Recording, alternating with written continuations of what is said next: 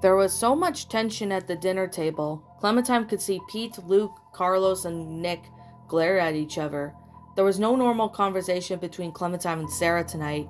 The two girls just continued to eat their dinner and stayed quiet. The only sound that could be heard was Rebecca talking to Genevieve and helping her eat her food.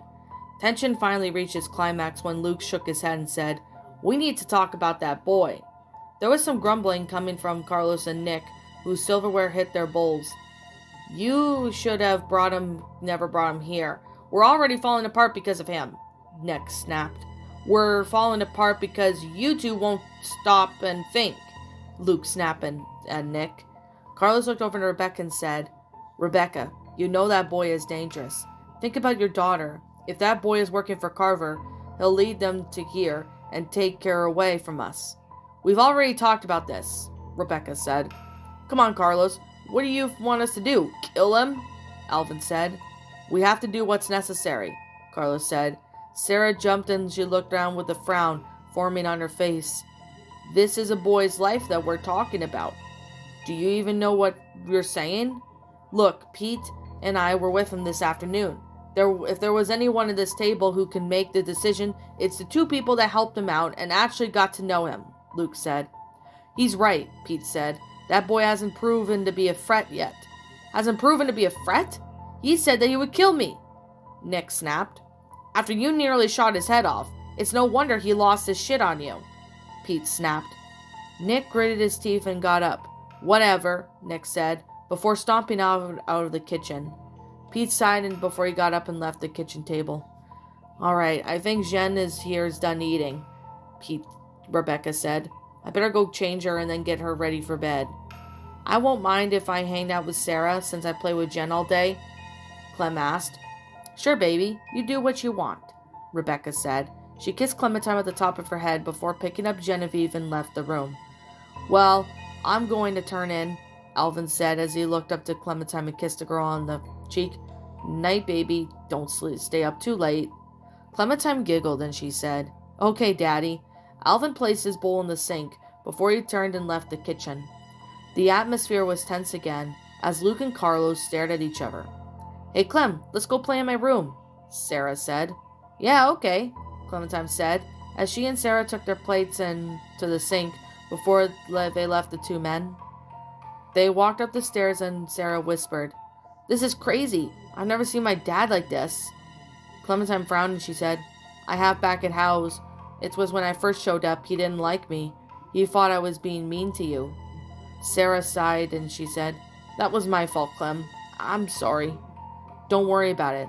Let's just do something. Something that has to be done with that boy outside or about Carver," Clementine said. She hated when the group were so worked up about Carver. She couldn't help but she was to blame. Perhaps Carver wouldn't be chasing them off if she just stayed at Howe's, but it certainly would miss her adoptive parents. It gave her so much love and joy, and she didn't want to be separated from them. "Yeah, Clem, can I tell you a secret?" Sarah said. Okay. Sure," Clementine said. She was a bit caught off guard by her friend's sudden request. Sarah gestured to her to come to her room. The two girls entered the room, and Sarah shut the door. "Okay, what's the secret?" Rebecca. "Well, Sarah," Clementine asked. Sarah walked up to Clementine and leaned into the girl's ear. I think I like Zeke." "Clementine," Sarah whispered. Clementine's eyes widened. She looked towards Sarah, who was starting to blush a bit. "You like him?" Clementine whispered.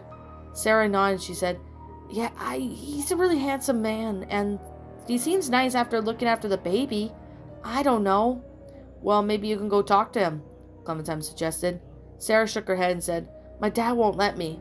Besides, I haven't had the best history of boys. They're usually mean to me." "Sarah, that was before. You should at least try like what you said. He looked after a baby, so he can't be all that bad," Clementine said. "But my dad," Sarah said. She looked up to her friend. "Sarah, I'm only going to tell you this once, but please be a teenager and be rebellious, just this one time. Think about it. If you don't and this boy is forced to leave, you may never see him again," Clementine explained. You're right. Okay, I have to do this. Thanks, Clem," Sarah said. She seemed to be a bit more relieved and relaxed.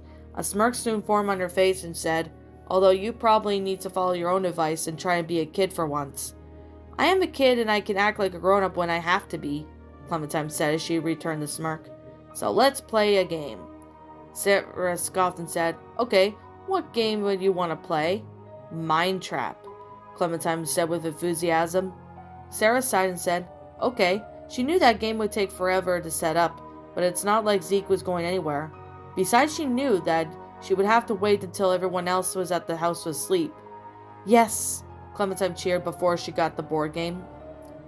A couple of hours had passed since the girls finished up their game of Mind Trap. Clementine covered her mouth as she yawned. She was getting tired. Clem, I think you need to go to bed. You're getting sleepy, Sarah said. I guess you're right, Clementine said. She helped Sarah clean up the board game before she made her way to the bed. You think everyone else is asleep? Sarah asked. I don't know. Maybe, Clementine said as she buried herself under the covers of the bed she shared with Sarah. Well, I'm going to take the blanket out to Zeke and maybe talk to him, Sarah said as she grabbed the blanket from the closet. Cool, Clementine said. She was drifting in and out of conscious. Wish me luck, Clem, Sarah said as she made her way towards the door. Good luck, Clementine said before she finally fell asleep. Zeke's eyes opened when he heard the sound of the shed door open. He sat right up before rubbing his eyes and saw a teenage girl from earlier. She had a blanket draped over him while holding a flashlight so she could see where she was going. Hi, the girl said. She sounded nervous on top of being nervous. Zeke could tell that she was shaking. He was for sure it wasn't from the cold. Hi, you're Sarah, right? Zeke said. Yeah. How did you know my name? Sarah said. That Carlos guy said your name earlier when he told you to stay inside, Zeke said. Oh, right, Sarah said. She took a deep breath and said, I brought you a blanket in case if you were cold. Zeke smiled and said, Thanks, I certainly appreciate it. Sarah smiled, didn't seem quite as nervous when she handed the blanket, looked at the boy as he covered himself with the blanket. Much better, thanks, Zeke said. You're welcome, Sarah said. So yeah, Zeke said. I don't know, Sarah said as she went back to being nervous again. You want to join me? Zeke said. You don't have to if you don't want to. Sarah smiled and she said, That would be great. She walked over and sat down next to Zeke. The boy wrapped the blanket around her and she said, Thanks. Sure thing, Zeke said. So, how have things been for you? Sarah asked, aside from being in the shed. Oh, I guess it's the norm. At least I found a group. By the way, how's Jen? Zeke said. I'm a little worried about her. She's fine, Sarah said. Rebecca's taking care of her, and she had Clementine play with her all day. Zeke's eyes widened at the mention of the young girl's name, and his mouth dropped. What's wrong? Sarah asked. Zeke had to shook his head to get out of his daze and said, Wait, you said Clementine, right? Yeah. Do you know her? Sarah said. If she is who I think she is, and yeah, I know her in a sense. I was with this couple, Krista and Omid. Genevieve is their daughter, Zeke said. They knew a young woman named Clementine. What? Sarah said as she was surprised by this fact. Clementine? How old is she? Is she like 10 or something? Does she have dark brown, curly hair, big amber eyes, pretty small for her age? Does she wear a baseball hat that is with the letter D on it? Zeke asked. He was asking all the possible detail that he could remember from when he was with Krista and Omid. She's 11, and yes, she's on everything else, Sarah said. Oh my gosh, Zeke said. So she's been safe this whole time. Krista and Omid would be relieved to know this. He felt a hand on his shoulder and looked to the owner's hand. It was Sarah. And she's happy. Rebecca and Alvin adopted her, Sarah said. That's a relief, Zeke said. I'm glad she was happy and safe this whole time. We all thought she was dead. Sarah smiled and said, So what happened to Krista and Omid? Zeke sighed and he said, Krista died from giving birth to Jen. I was with Omid until recently. A group of scavengers must have got a jump on him. I had no choice but to run in the opposite direction. I had to keep Jen safe. Keeping her safe is my main priority. Wow, what did these scavengers want? Sarah asked. Hard to tell, Zeke said. I was too far away to see, but I guess it's just people watch the world burn, take everything for themselves. Sarah frowned in response. Like how the world is now. Same here, Zeke said. Ever wish everything could return to normal? Sarah asked. Zeke pondered the question. He thought about his past. He enjoyed having his younger brother, but he wasn't so sure if he should deal with school or home life. I don't know. It's kind of a mixed bag for me, Zeke said. My mom abandoned me and my little brother to climb the cooperative ladder. My dad was an abusive drunkard, and I was bullied constantly while in school. Oh, I'm sorry to hear that. I got bullied a lot too, Sarah said. Looks like we have something in common, Zeke said. Yeah, I guess we do, Sarah said. She uncovered her mouth. She started to yawn. Sorry, guess I'm tired. Zeke scoffed and said, I am too. You want to stay here or go back in the cabin? I'm going to stay. I know I wouldn't want to be alone out there, Sarah said. Zeke then nodded and said, Okay, thanks, Sarah. He leaned back against the wall as Sarah cuddled up next to him. Zeke smiled as he wrapped his arms around the girl. He could get used to this. In the morning, Zeke could faintly hear the sound of the shed door being opened. He ignored it as it refused to open his eyes. He wanted to sleep some more. However, he would not get that sleep. What the hell are you doing with my daughter? Carlos bellowed. Zeke stirred and tried to sit upright, but he was grabbed by his neck and dragged over to the wall. He was slammed against the wall with Carlos's grip, tightening around his neck. By that point, Sarah was awake. Zeke stared into Carlos's angered face as he became progressively harder to breathe. Carlos was choking him. Carlos! Carlos! Pete exclaimed as he ran over to Carlos. Zeke couldn't breathe. He was starting to lose consciousness. Dad, please don't! Sarah pleaded. Zeke's vision was starting to fade until he heard a pained groan. Suddenly the grip disappeared and he fell to the ground. He coughed as he tried to breathe again. He looked up at Pete and backing away from Carlos with an aimed glare at the door. Have you lost your mind? What the hell was that? Pete inquired. He had Sarah in here, Carlos snapped. Pete looked over to Sarah and said, Sarah, what's going on in here? Did he hurt you, sweetie? We'll kill him if he's for touching you, Carlos said. No, stop, Sarah said. I snuck out of the cabin last night to come and see him. What? Do you have any idea how dangerous that is? You're not just gonna go talk to strangers like that, Carlos scolded the girl. But I like him, Sarah said with a frown.